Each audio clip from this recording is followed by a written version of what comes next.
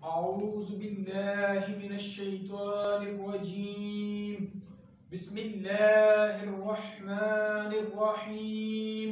अल्हम्दुलिल्लाहि रब्बिल आलमीन वस्सलातु वस्सलामु अला सय्यिदिल अंबियाइ वल मुरसलीन।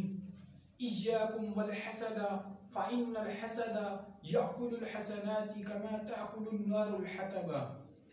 हसद से बचो बस इसलिए कि हसद नेकियों को इस तरह खा जाता है जिस तरह आग ईंधन को निगल जाती है।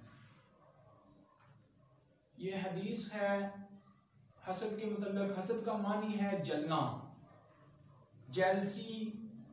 हसद की तारीफ पीर करम शाह अल अज़हरी ज़ियाउल कुरान में ये करते हैं कि हसद किसी की नेमत के जवाल की आरजू करना हसद कहलाता है। सईदी साहब ने भी 4 दर्जात लिखे हैं तिबियानुल कुरान में कि इंसान ये तमन्ना करे कि फलां शख्स को जो नेमत मिली है उससे छीन जाए मुझे मिल जाए, ये हसद है। और ये तमन्ना भी हसद है कि अगर मुझे मिल जाए और उसके पास भी रहे, अगर मुझे ना मिले तो उससे भी छीन जाए। ठीक है, यानी जैसा हो वैसा मैं, दोनों को ना मिले तो किसी की नेमत की छीन जाने की ये आरज़ू है, ये हसद है। तो जलना, जेलसी। ठीक है, तो आका अलैहिस्सलाम का फरमान है अगर उलमा में हसद ना होता तो वो मरातब अंबिया पर फायज होते। इसे सफ़ी सुल्तान बाहू महफूल फ़क्र में इसे लाए हैं और एक और हदीस को लाए हैं कि उलमा के, अंबिया के वारिस उलमा के वजूद में 3 चीज़ें हरगिज़ नहीं होती, हिरस, हसद और किबर। एक और हदीस है कि 6 किस्म के लोग बगैर हिसाबो किताब दोज़ख में जाएंगे, उनमें से एक उलमा हसद के बायस।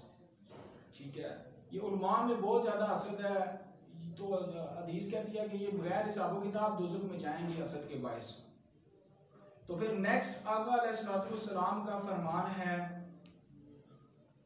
हासिद मेरी नेमत का दुश्मन है और बंदों में मेरी तकसीम को पसंद नहीं करता। हासिद मेरी नेमत का दुश्मन है और मेरे हुक्म पर खफा है और बंदों में मेरी तकसीम को पसंद नहीं करता। इसे इमाम गज़ाली की मेरे सादत में लाए हैं और इमाम गज़ाली और भी कुछ हदीस लाए हैं, अभी मैं बयान करूंगा कि मेरे सादत में बड़े प्यारे वाक़यात लाए हैं। तो इमाम गज़ाली कि मेरे सादत में ये हदीस लाए हैं। 3 चीज़ें ऐसी हैं कि इनसे कोई इंसान हाली नहीं। फर्स्ट ऑफ ऑल बदगुमानी, फाल बद और हसद।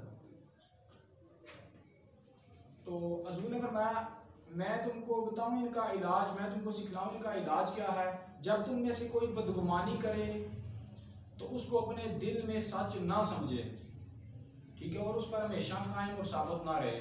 और जब बदफाल सुने तो उस पर एतमाद ना करे। और जब तुम्हारे दिल में हसद पैदा हो, और जब हसद पैदा हो तो जुबान और हाथ को उस पर अमल करने से बचाए।